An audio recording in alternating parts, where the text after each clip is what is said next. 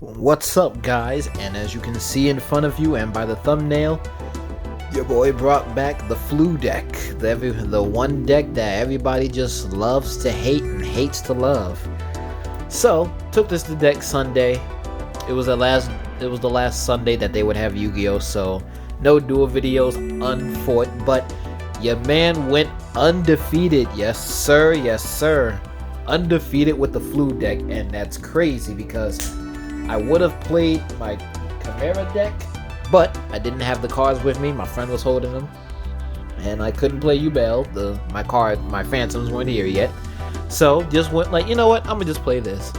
So this is going to be a going second board-breaking Floo deck, and it is inspired by the Bearded Snail. So I will link his YouTube in the description below. Be sure to check him out. And without further ado, let's jump into the deck profile.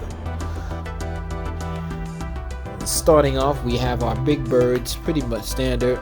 The 2 M-Pen, the 1 Riser, and the 1 Apex Avian. The birds you will always play. Just wait, one day Snail, he will join the ranks in here. M-Pen is your non-once per turn searching card. Riser is your shuffle everything back, and Apex is, you know, our feathery bird in Christ. You never played no more, no less. You can play 3 M-Pen if you choose to. Our main hand trap of the deck is a D-Shifter. The original deck that played this card and made it top tier belongs in this deck until it gets banned. We'll never take it out. For our little birds, we still play just the 3 Eagle, the 1 Ostrich, the 3 Robin, and the 1 Toucan. All of your little birds you want to play, you can't. There is a debate of whether you can play 2 Stree or 2 tokens. If anything, in all honesty, I would probably play 2 tokens, but when the meta changes, 2 Stree might be the way instead. But these are your ratios you'll have. You can play a DD Crow in here if you want to, but at times when D-Shifter is active, DD Crow will just sit in your hand just like, I don't know what to do. So that is it for our monster count. Obviously the very smallest of monsters, and it's so crazy how that many monsters, so little, can be so consistent. Next up, we do have the standard 3 field spell and 3 Advent of Adventure. You want to have this card in your hand almost as fast as possible. This is your card to win in time, which definitely did come up when I fought in the tournament. Oh, speaking of, my matchups were, it was against Sharks. My second matchup was against Purely, won that one, obviously it's the X record. And my last matchup was against Heroes. So 3-round local. There wasn't too many Yu-Gi-Oh players that showed up, but you know, pretty good. This definitely won me the game with the Purely, especially when they decided to activate the Pretty Memory, giving both of us life points. Next, we do have the 3 pot cards, 6 technically, and 3 Pot of Prosperity, and 3 Pot of Duality. When siding, I would always take at least one of both of these out, just because we do play the triple Tactics Thrust. One of the best decks that can actually use this card to its fullest, just because a lot of our great spell cards are normal spells and are normal traps. Next up, for the normal spells in question, the 1 Harpy Feather Duster. This isn't a normal spell, of course, but it's still important nonetheless. And Call By, the 4th copy of the field spell, the 1 Dark Ruler No More, the 1 Lightning Storm, the 1 Unexplored Winds. Helps to get you over those tower-based monsters because this affects game state in a sense. It's not affecting the monster directly, so if your opponent has a monster that says it's unaffected by the opponent's card effects, you can just be like, okay, summon my bird, resolve its effect, tribute my bird, send that monster to the graveyard, and then summon and go off from there. And then it's also a mulligan for your hand by shuffling back up to 2 wing beasts. And then the 4th Advent of Adventure honorary is the Swallow's Cowrie. Don't really like this card, so I might end up taking it out. Inciting, it always came out of the deck just because it helps, but I want my birds to be banished, not tributed and sent to the graveyard. Next up, oops, sorry for the camera. Next up, we have the traps in the 3 evenly match, the Feather Storm, and the Dreaming Town. Obviously, as I said, is a going second, break the board kind of deck, so evenly matched just fits right at home in here. Just open this up, the opponent just really had to sit there and take it, couldn't do much else.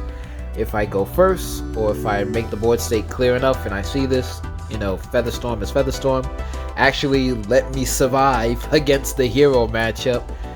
He had the Shining Flare Neos that couldn't be shuffled back to the deck, but I turned off that burn effect damage because that definitely would have made him win the game. And Dreaming Town is Dreaming Town. We originally would play on the opponent's turn all this Snake Eye stuff, Labyrinth, Centurion play on the opponent's turn. We were the first ones to do that. Get off our backs, like we carrying y'all. That is it for the main deck. A clean 41 cards actually. Now for the extra deck, obviously doesn't matter, but it does matter for what we play in the side deck. We have the Entis, the Wings Garura, the Golden Beast Malong, the Pegasus, the King of Fucho, which actually can be used against Tempais. They literally have to have it out to that.